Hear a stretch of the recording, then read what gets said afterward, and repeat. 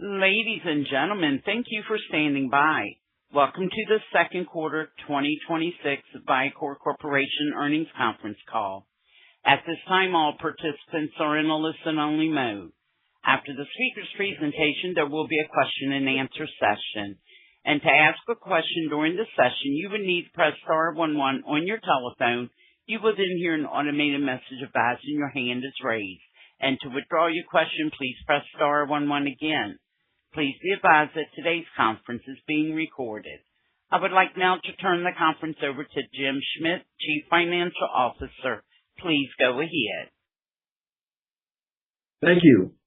Good morning and welcome to Vicor Corporation's earnings call for the second quarter ended June 30, 2026. I'm Jim Schmidt, Chief Financial Officer, and I'm in Andover with Patrizio Vinciarelli, Chief Executive Officer, and Phil Davies, Corporate Vice President, Global Sales and Marketing.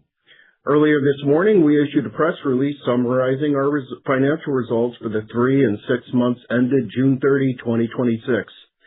This press release has been posted on the Investor Relations page of our website, www.vicorpower.com. We also filed a Form 8-K today related to the issuance of this press release. I remind listeners this conference call is being recorded and is the copyrighted property of Vicor Corporation. I also remind you various remarks we make during this call may constitute forward-looking statements for the purposes of the Safe Harbor provisions under the Private Securities Litigation Reform Act of 1995. Except for historical information contained in this call, the matters discussed on this call, including any statements regarding current and planned products, current and potential customers, potential market opportunities, expected events and announcements, and our capacity expansion, as well as management's expectations for sales growth, spending, and profitability, are forward-looking statements involving risk and uncertainties. In light of these risks and uncertainties, we can offer no assurance that any forward-looking statement will in fact prove to be correct. Actual results may differ materially from those explicitly set forth in or implied by any of our remarks today. The risks and uncertainties we face are discussed in Item 1A of our 2025 Form 10-K, which we filed with the SEC on March 2, 2026. This document is available via the EDGAR system on the SEC's website. Please note the information provided during this conference call is accurate only as of today, Tuesday, July 21, 2026. Vicor undertakes no obligation to update any statements, including forward-looking statements, made during this call, and you should not rely upon such statements after the conclusion of this call. A webcast replay of today's call will be available shortly on the Investor Relations page of our website. I'll now turn to a review of our Q2 financial performance, after which Phil will review recent market developments, and Patrizio, Phil, and I will take your questions.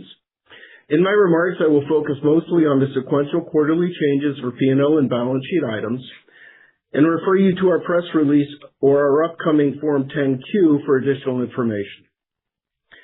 As stated in today's press release, Vicor recorded product and royalty revenue for the second quarter of $143.4 million, up 26.9% sequentially from the first quarter of 2026 total of $113 million, and up 1.6% from the second quarter of 2025 total of $141 million, which included a $45 million patent litigation settlement. Advanced products revenue increased 45% sequentially to $94.2 million, and brick products revenue increased 2.4% sequentially to $49.2 million. Shipments to stocking distributors increased 4.2% sequentially and increased 38.8% year-over-year. Exports for the second quarter decreased sequentially as a percentage of total revenue to approximately 46% from the prior quarter's 48.9%. For Q2, advanced products share of total revenue increased to 65.7% compared to 57.5% for the first quarter of 2026, with brick product share correspondingly decreasing to 34.3% of total revenue. Royalty income from our most recent license agreement, which provides for 4 $5 million quarterly payments in its first year, and $10 million quarterly payments in its second year, contributed $15 million to Q2 revenue. In view of its accounting treatment, this license agreement is expected to contribute $5 million in Q3 and $10 million per quarter for the following 4 quarters. Turning to gross margin, we recorded a consolidated gross profit margin of 58%, a 280 basis point increase from the prior quarter. Q1 gross margin decreased 730 basis points from the same quarter last year, which included the previously mentioned $45 million patent litigation settlement. I'll now turn to Q2 operating expenses. Total operating expense increased 6.1% sequentially from the first quarter of 2026 to $48.2 million. A substantial increase in operating expenses was due to a substantial increase in contingent legal expenses paid out to the law firms partnering with Vicor for the license deal reached in Q2. The amounts of total equity-based compensation expense for Q2 included in cost of goods, SG&A, and R&D was $897,000, $2,085,000, and $1,198,000 respectively, totaling approximately $4.2 million. Turning to income taxes, we recorded a tax benefit for Q2 of approximately $10.9 million, representing an effective tax rate for the quarter of -27.9%. The company's tax provision and effective tax rate for the quarter ended June 30, 2026, was positively impacted by stock options exercised in the quarter.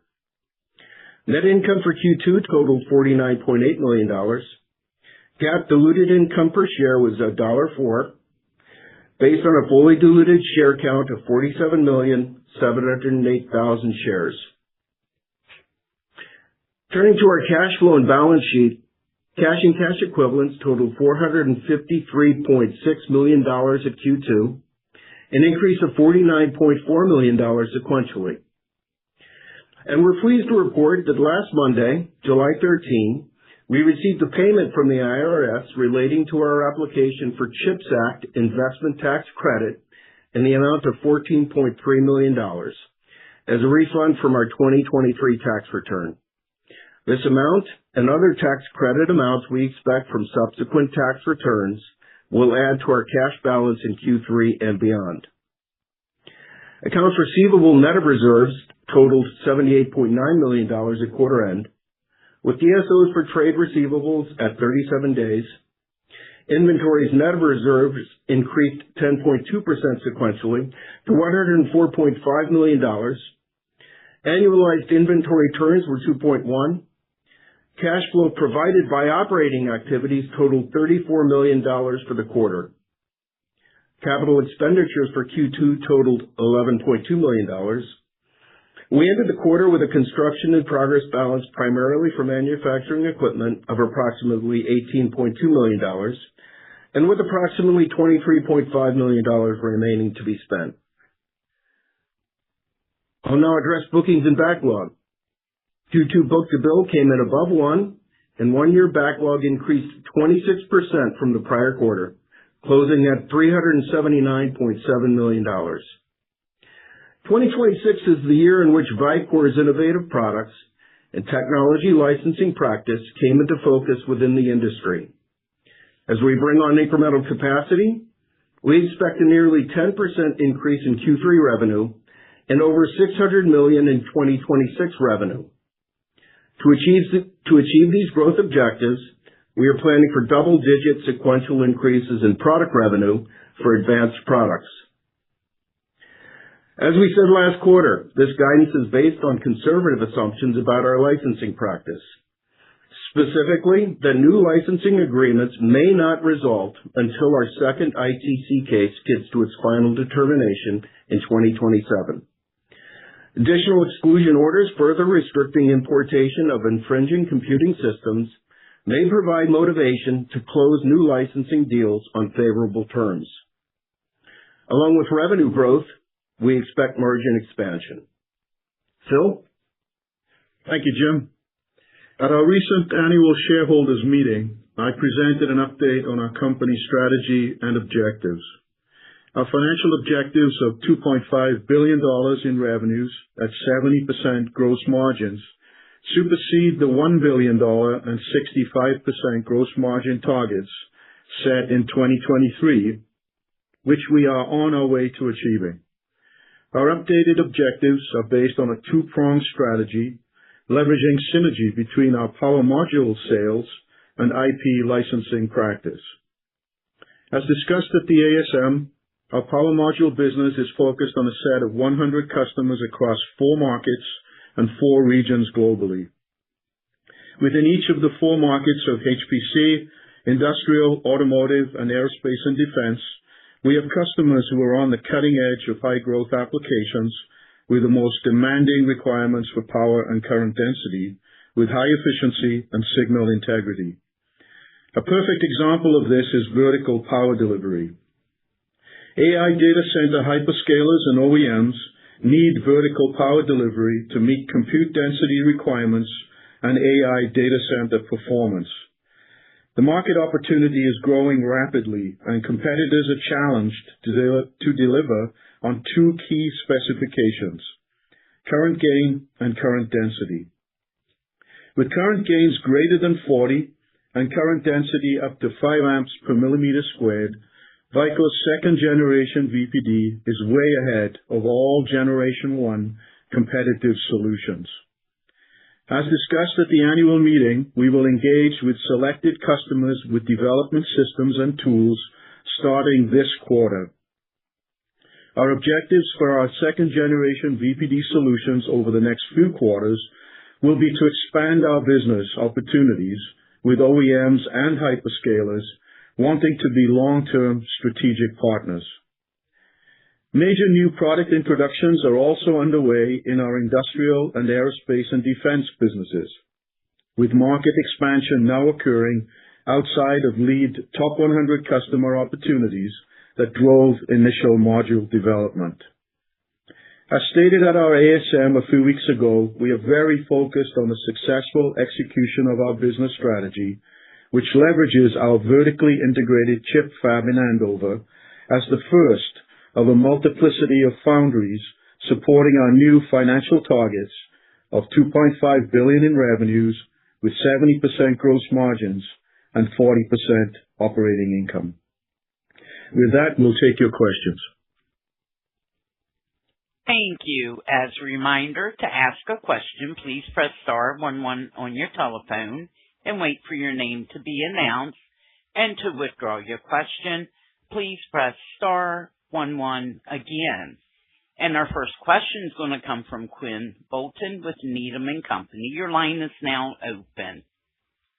Hey guys, congratulations on the nice results and outlook. I guess I wanted to start with the second gen VPD and just maybe an update on how you're progressing with the lead customer, but also Phil mentioned starting to more broadly sample second gen VPD to a broader customer base.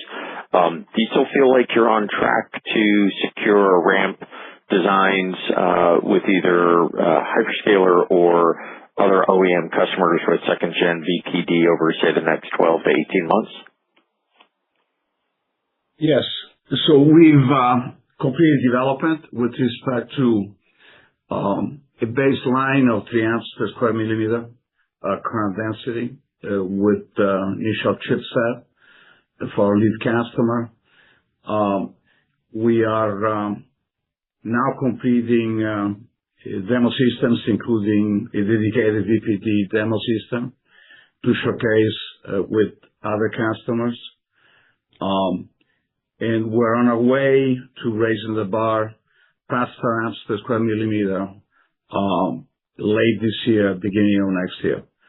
So I'm delighted with the progress we made within the last several months in terms of reaching initial targets. And we have a roadmap to expand on that. And beyond the lead customer, Patricio, would you expect design wins to sort of ramp maybe at this point, second half of 27 for vertical power delivery? I'm not going to make commitments with respect to specific days. I will say that I was in the Valley for visits just last week. There is a great deal of interest in our capabilities. We've been approached by two companies wishing us to provide a building block that is critical to deployment of IVRs. We look at that as an incremental opportunity. The reality of these capabilities, competitive capabilities, that is, as you look at the migration of VRs from 12 volt to 6 volt to 1.8 volt inputs, is that they're barely capable of delivering in the real world slightly over 1 amp per square millimeter. That's the message we're getting consistently from people in the know. When you look at all the factors at play, thermal derating, other factors, the competitive capability is quite limited, barely above 1 amp per square millimeter. And the market need, particularly with respect to wafer scale engines, other advanced HPC system, is already above those levels and projected to become much higher in a matter of a few years. And frankly, the industry has no solution for these requirements. Got it. And then, Patrizio, just any updates on securing a site with or without building for your second chip fab? So we have several options at this point. We made some offers. None of them was taken up yet, but we have the investment of choice at this point. And we'll probably be making decisions in the next few weeks. Excellent. Thank you very much. Thank you. And the next question will come from Richard Shannon with Craig-Hallum. Your line is now open. Great, guys. Thanks for taking my questions. I guess the first one is, Jim, I'd love for you to repeat the numbers regarding royalties with, I think it was a new licensee or something. Those went by pretty quickly here. And if you could follow up with just kind of general expectations of how to think about royalties in the current quarter as you within the context of the guidance you just gave us of revenues up 10%, please. Okay, Richard, I'll reread that paragraph for everyone. So royalty income from our most recent license agreement, which provides for 4 $5 million quarterly payments in its first year and $10 million quarterly payments in its second year. So that's a total of $60 million. Contributed $15 million in Q2 revenue. In view of its accounting treatment, this license agreement is expected to contribute $5 million in Q3 and $10 million per quarter for the following 4 quarters. So the revenue is different than the cash collections, Richard, because of the GAAP accounting treatment. The $15 million recognized in Q2 was a result of the termination clauses in the agreement. So we could account for $15 million of the deal in this quarter. And because of the accounting treatment, that will drop to $5 million of revenue recognition in Q3. And then back up to $10 million for the balance of the agreement per quarter. Okay. I think that answered my question also about the implied guidance there. And maybe you can, maybe I'll just ask Patrizio following up on this characterizing this customer here, OEM, hyperscaler, et cetera, and whether this has been a past customer as well, please. I can't comment with respect to the identity of licensees, but I think what we have publicly disclosed, which I can reiterate here, is that we have a multiplicity of OEM licensees, one hyperscaler as of now. Okay, fair enough. And my follow-on question is partially based on what I see in the press release, and then also, Patrizio, I think in response to one of the past questions here about IVRs, the statement here in the press release about feeding IVRs with the current multiplier is an incremental opportunity for Vicor. Would love for you to help me understand that a little bit better here. It seems like you could interpret it as an incremental opportunity, or it could be displacing a full to a second gen VPD solution here. So I'd love for you to help us understand that a little bit better, please. So our technology lends itself to supporting either alternative. Without question, a pure factorized power system is capable of considerably more current density, several times more, with considerably better efficiency. But that doesn't mean that all applications would go in that direction for a variety of reasons. One thing that IVRs do have, to be fair, is that they have flexibility.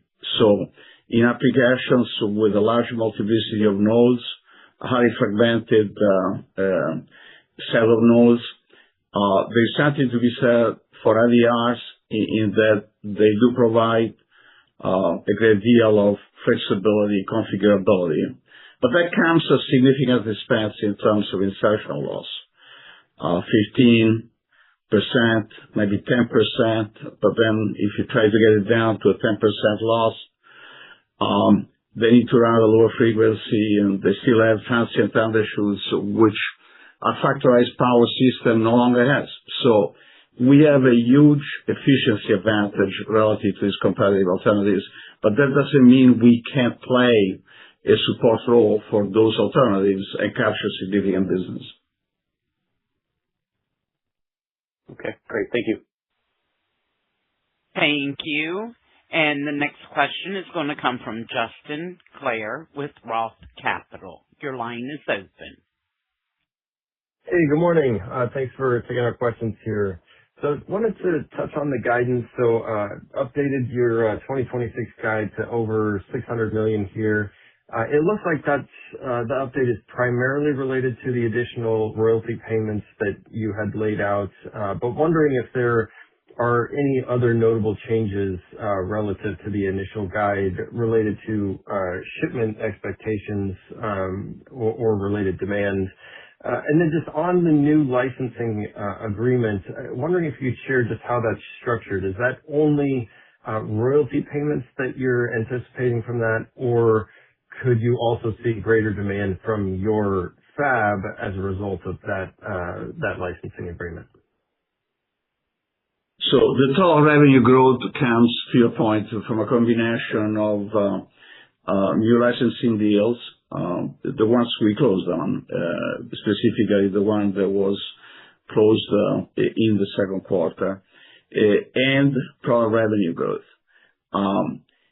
The initial license agreement that was closed in Q2 does not, for the first couple of years, provide for a sourcing relationship, but that's understood to be part of the relationship going forward in conjunction with our second-gen VPD capabilities. And that's going to be the nature of these relationships going forward with OEMs and hyperscalers. Got it. Great. Thanks. And then just wanted to touch on the expansion underway at your first fab here. Just wondering if you could share, an update on the progress, when you anticipate the expansion being completed. And then you had previously talked about being able to reach $1.5 billion in revenue after that, or at least $1.5 billion in revenue could be supported by the expansion.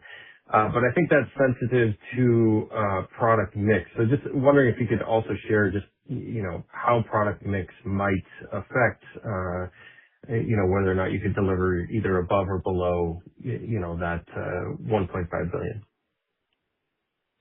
Well, so as reported, we are expanding capacity, but also absorbing that expanded capacity. And as time progresses, we're inevitably getting close to full capacity utilization with the first chip fab, and that's why we're working to close on a second facility. The specific number at which the first fab will top out is, I think, yet TBD. To your point, that target as of a year ago was a lot lower than it has been. And our operations team is continuing to work to expand it to the extent possible. But we are in a privileged position in that with limited capacity, we have the opportunity to select those engagements that make sense strategically for the long term. And that's what we're doing. We're not sold out, but we're approaching capacity utilization. And as we get closer, at least through the time frame before the second fab comes up, we're going to be very selective in our engagements. Got it. Okay, appreciate it. Thank you. Thank you. Thank you. And the next question comes from John Dillon with D&B Capital. Your line's open. Hi, thank you very much. And guys, congratulations on a great quarter. I've got a follow-up to the last question, and that's that you stated your goals of $2.5 billion in revenue coming up here. And I'm wondering, are you planning on getting there with your existing factory, or is it going to take a second fab to get there, along with revenue plus the royalty income? Can you get to 2.5 with your existing facility? No. Okay. That's definitely no. It's going to take a second fab to get there. Okay. Well, that kind of leads into my follow-up. My channel checks are saying that you guys have Avago, Google, and AMD. And AMD, we've seen pictures of gold bars, in the new processor.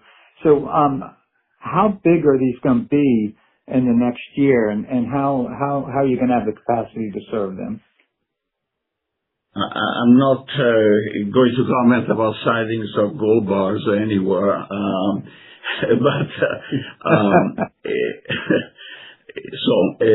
needless to say, we have a very distinctive product. It's distinctive in that it's manufactured uniquely in a fab with three-dimensional interconnect processes that give it its golden look. But to be clear, while it's got a golden look, it doesn't carry the cost of gold with it. To the contrary, among other things, we are going to have the lowest cost card. So I think we got exciting years ahead with respect to raising the bar on the revenue line, on the profitability, along the lines of what Phil was suggesting earlier. But it's going to take a second fab to get to those levels.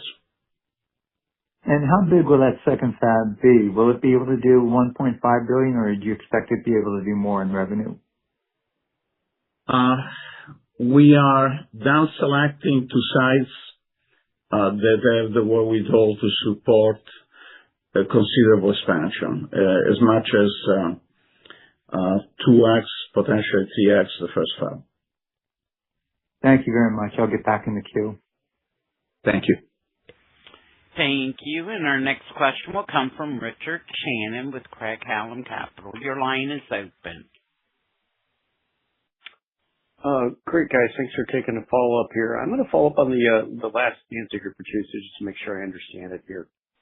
So your first model of $1 billion was just with the first fab, and as we just heard from your answers here, the 2.5 requires a second fab here. And if I heard you correctly, the second fab is going to be 2 to 3 times the first fab. It seems like you'd have the ability to do a lot more than 2.5 billion with both those fabs plus any licensing here. So I wonder if you could rationalize the disconnect here, please. So with the second site and the second fab, there's going to be a series of steps. This is not all going to be built out on day one. Needless to say, we don't want to create unnecessary or premature depreciation. we're going to have a couple of steps. To begin with, we're looking to essentially double capacity, but we are selecting sites that have the requisite expansion flexibility so that without having to go to a third site, we can further increase capacity.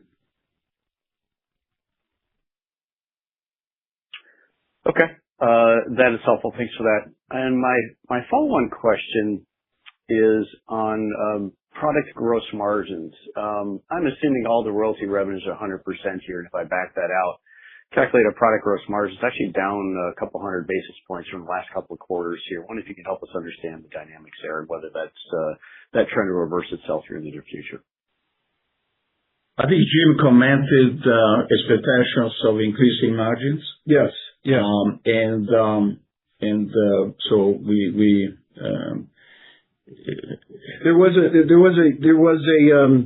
there will be lift in the product GM going forward, Richard, as we get utilization to go higher and absorption to go higher. I will say that there was sort of maybe one time, but an important event here in the second quarter relative to moving equipment around in the first fab to make space for the equipment that's coming in. So that was incremental expense and cost of sales in the period that did not get capitalized and cannot be capitalized. So that did weigh on product gross margins as well. So you can imagine what had to happen in the factory to make the space really optimized for the new equipment coming in. It wasn't cheap to do that. Okay. Thanks for that explanation. That's all for me. Thank you. Thank you. And the next question will come from Neil Gore, stockholder. Your line is open. Your goal of $2.5 billion, within that goal, will royalties be at 50% of revenue at that time? I don't think we're in a position to make a specific prediction with respect to the mix. I think there's a lot to happen on the AP front. Vicor is enabling technology on all of the areas where the industry has needs for increased current density or increased power density. So this will play itself out over a number of years, and the outcome of this campaign is still to undergo the steps we're going to need to take and the effect of those steps. So I think what I can say is that we see a significant expansion in licensing income in years to come. We do expect a crossing of the chasm within the industry by hyperscalers, balance OEMs, recognizing that playing a game of catch me if you can will result in significant issues in terms of the supply chain. If they're using our technology, the only ethical, legal thing to do is to pay for it by way of a license. And that, before too long, may apply to the industry as a whole. Thank you. Thank you. And our next question is going to come from Quinn Bolton with Needham & Company. Your line's open. Thanks for taking my follow-up. Patrizio, I wanted to come to the licensing side of the business. I think the second license with your first licensee as well as your most recent license looks like those were, I think, just a couple of years in duration, which probably means you need to re-sign licenses as you get close to the end of 2027. Can you just, from a big picture level, talk about your strategy with sort of new licenses?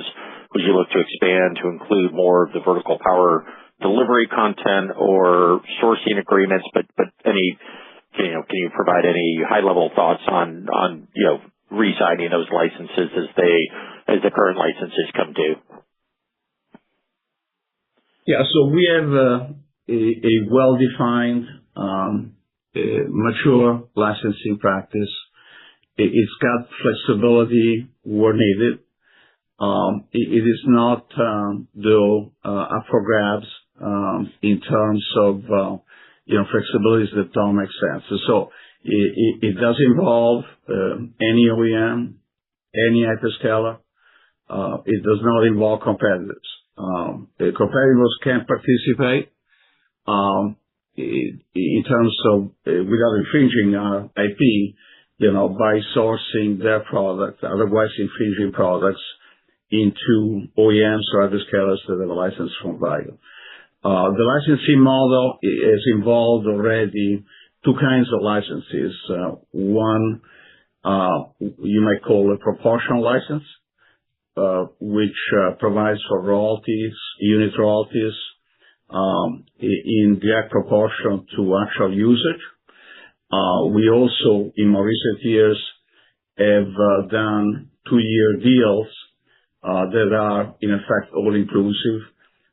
With these deals, we understand, given the limited time frame, what the current usage by the licensee is going to be.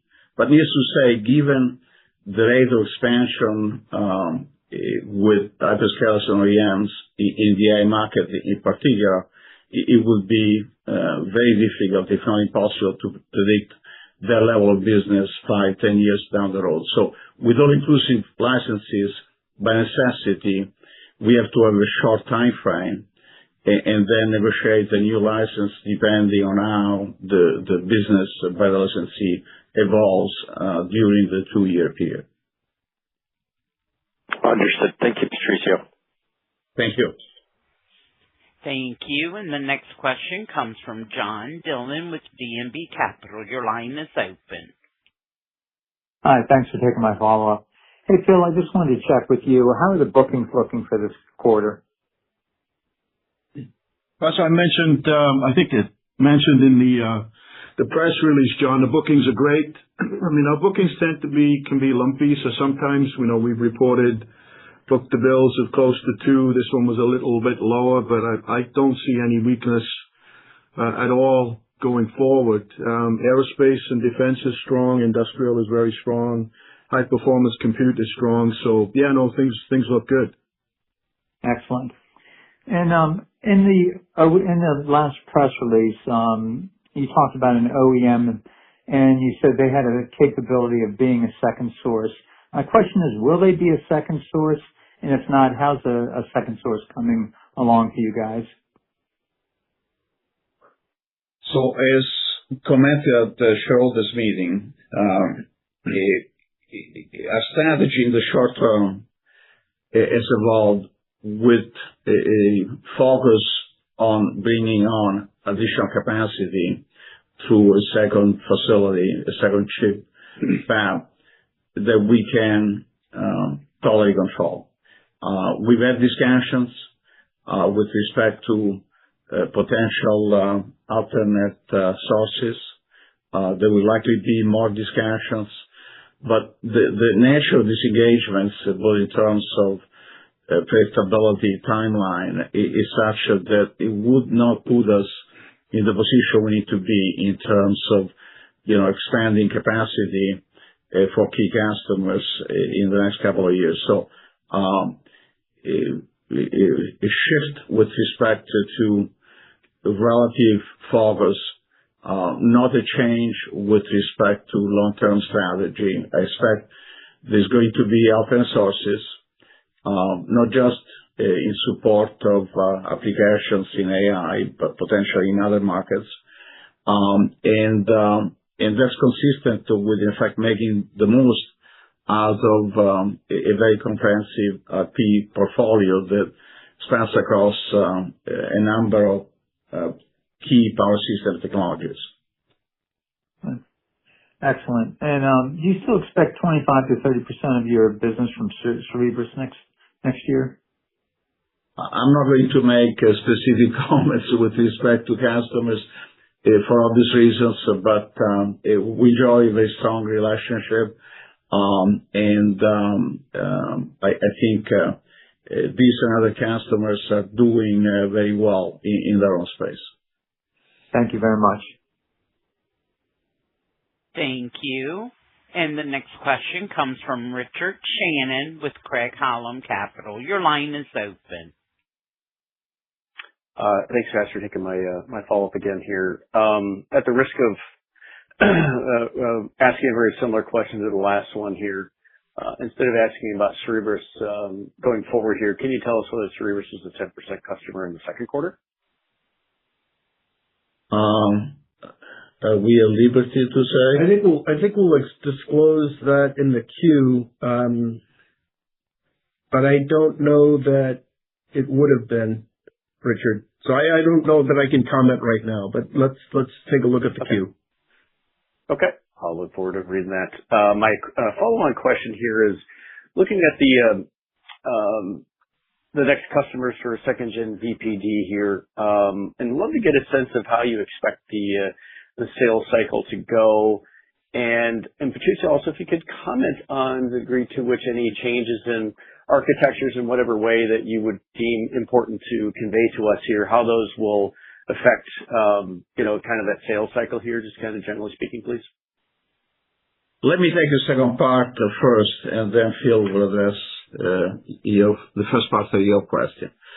So, as suggested earlier, we see the industry with its usual traits of looking over each other's shoulder and parroting each other's initiative to keep going down a path that is characterized by continued total dependency on a voltage regulator engine at the point of load. That's fundamentally a flawed strategy.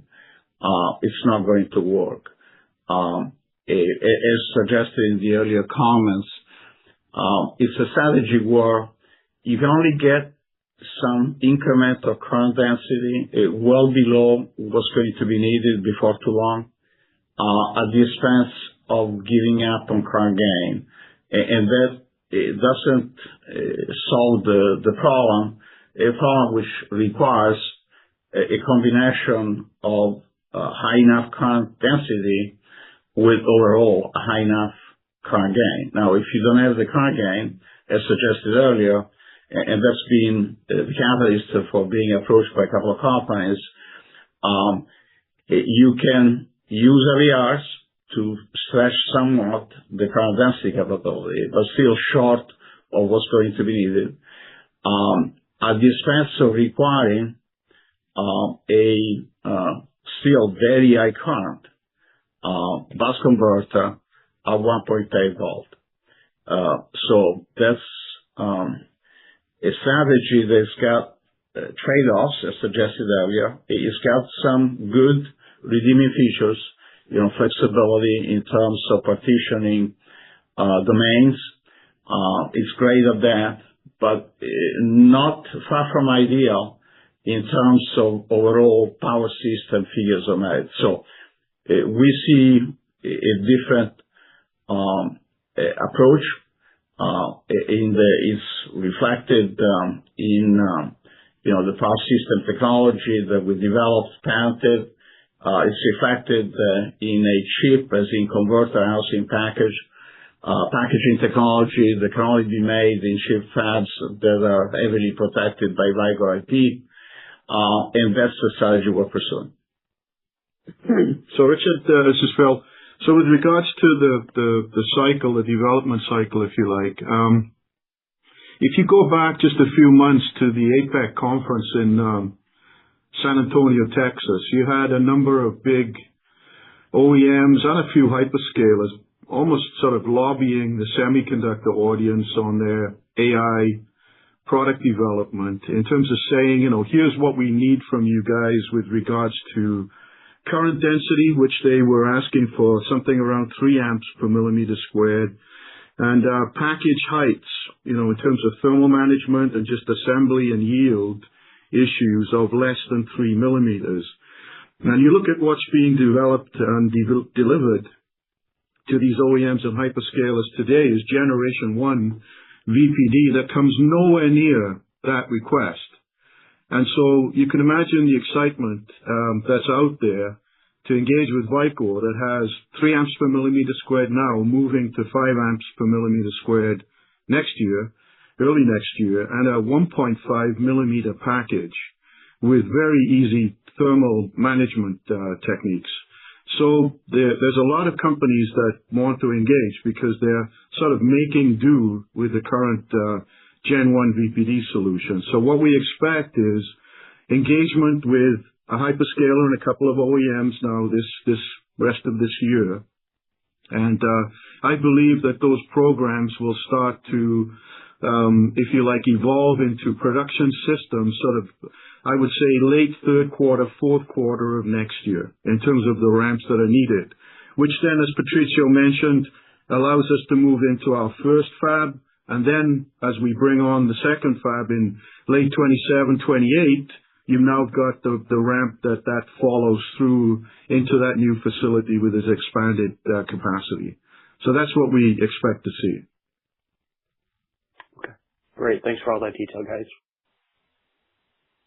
Thank you. And our next question comes from Don McKenna with DB McKenna. Your line is open.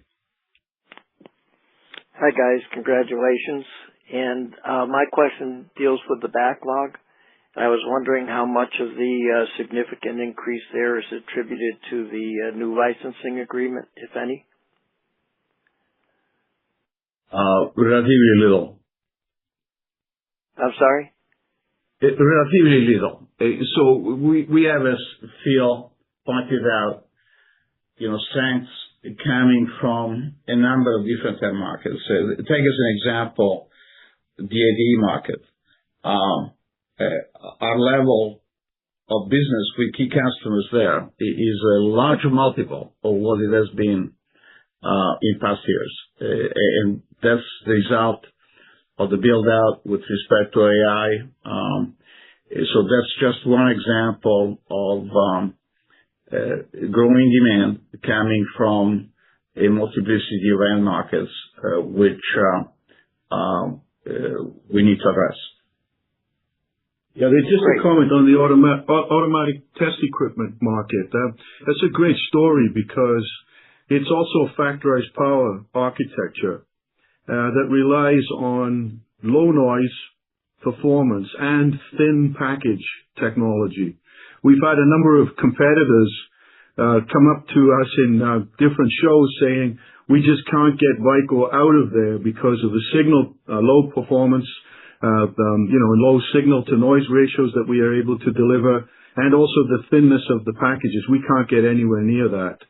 So it's a great market for us, and we're firmly entrenched in some of the biggest ATE companies, and that market is also growing with new entrants in overseas markets that we're also designing in our FPA solutions into. So that's going to continue to be a good growth story for us going forward. Great. So I think what I'm hearing you say is it's existing customers with increased needs. Yeah. And that's where the bulk of this is coming from. But do you also see any of it being just the fact that as you're nearing capacity, people are putting in their orders for farther out deliveries? Yes, lead times have stretched out a little bit, but they're generally speaking consistent with industry trends. Nowadays, whether it's semiconductors, PC boards, some of the key components within the industry and lead times that had to reflect, the realities of demand exceeding capacity in a number of key areas, not just ours. Good. Thank you very much. Thank you. Thank you. And as a reminder, to ask a question, please press star 11 on your telephone. The next question comes from Joe DeBabney with Individual Investor. Your line is open. Hey guys, thanks for taking my question. I was just wondering if you could speak a little bit about how the next generation advanced packaging architectures are going to help proliferate Gen 2 VPD across the industry. It's just got, by far, the biggest current density, the lowest thermal resistance, the lowest noise. Phil pointed out earlier that in the ATE arena, we've had long-standing, when I say long-standing, I mean 40 years track record of dominance because of the unique signal integrity capabilities of our product. Those are also differentiators, believe it or not, in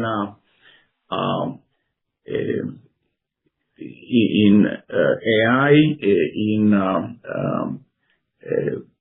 computing capabilities that more and more are relying on nodes with fine lithography operating at lower and lower voltages, where signal integrity becomes more and more of a critical differentiator. So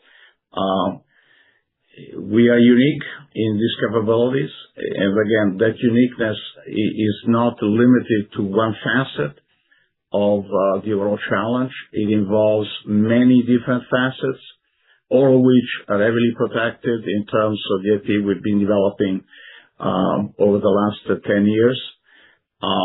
So we feel very good about our opportunities going forward for all those reasons.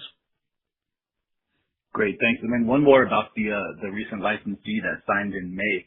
Can you kind of speak on what would have happened to the supply chain if that license was not negotiated by them? Well, so we have a well thought out strategy with respect to protecting our intellectual property, enforcing our IP. As you know, in the U.S., a patent holder has a monopolistic right to the IP that is protected by patents. And that right is a right to exclude, among other things, importation of infringing products. And infringing products are not limited to power modules copied by unscrupulous competitors. It does involve the competitors' customers, the contract manufacturers, and those customers, OEMs, hyperscalers. It's incumbent on them to make sure in the supply chain that intellectual property is respected.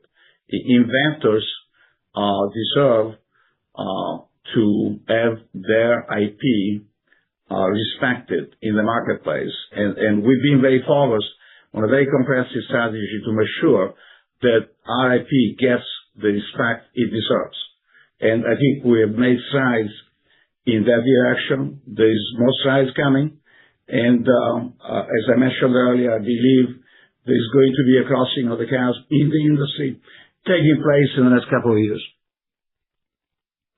I appreciate that, Patrizio. Thank you. Thank you. This does conclude today's question and answer session, and this will also conclude today's conference call.